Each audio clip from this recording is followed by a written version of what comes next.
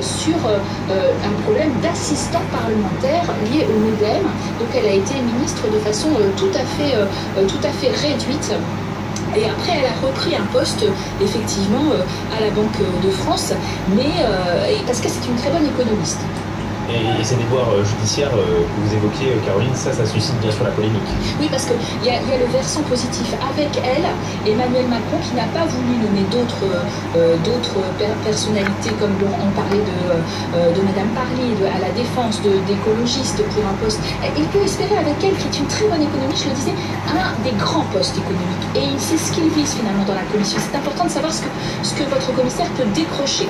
Ou alors même la concurrence, qui est aussi très prestigieuse. Ce sont des portefeuille doté. Mais en revanche, effectivement, la polémique sur ces assistants parlementaires du MoDem qui auraient été rémunérés pour travailler pour le MoDem, mais pas comme assistant parlementaire européen.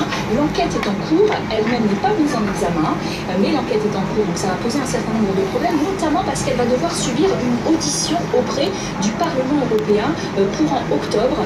C'est un grand oral très difficile, et puis le Parlement européen est très remonté contre cette commission von der Leyen qui est passée un peu ric-rac elle-même von der Leyen devant le Parlement. Il doit voter en bloc pour une commission, mais peut retoquer ou dire qu'il n'est pas d'accord avec certains commissaires et émettre des réserves, ce qui pose problème.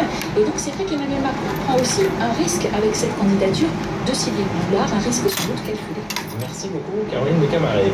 La lutte continue pour Martin Fayulu en République démocratique du Congo, candidat malheureux à la dernière présidentielle. Il attaque le nouveau gouvernement. L'équipe a été dévoilée en début de semaine, un gouvernement de coalition, Tshisekedi Kabila, qui ne plaît pas donc à l'opposant. C'est Kabila qui continue. C'est un affront au peuple congolais, le peuple qui s'est